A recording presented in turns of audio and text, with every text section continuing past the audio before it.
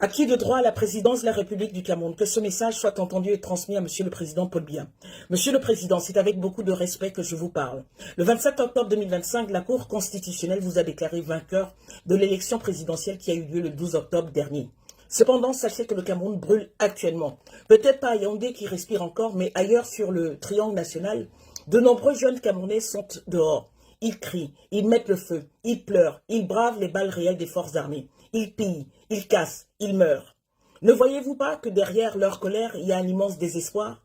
Ce n'est pas la haine qui les pousse, c'est la fatigue d'un peuple qui n'en peut plus de souffrir en silence.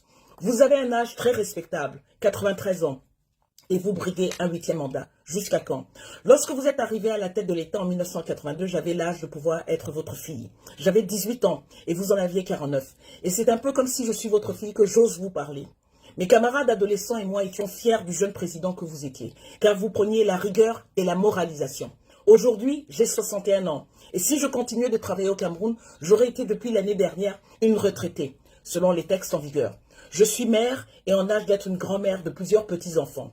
Monsieur le Président, le pouvoir démocratique dans votre cas, et non le pouvoir monarchique comme votre entourage semble penser, le pouvoir démocratique, disais-je, ne se mesure plus à la durée, mais à la sagesse de savoir s'arrêter.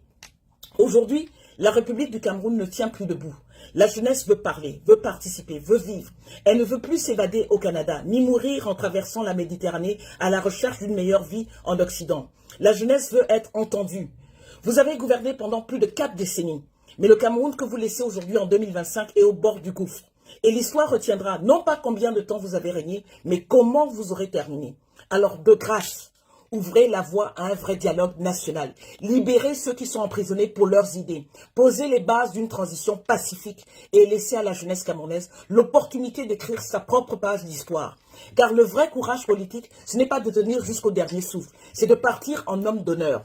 Monsieur le Président, il est temps d'écouter, il est temps d'apaiser, il est temps de rendre au peuple camerounais ce qui lui appartient, son avenir.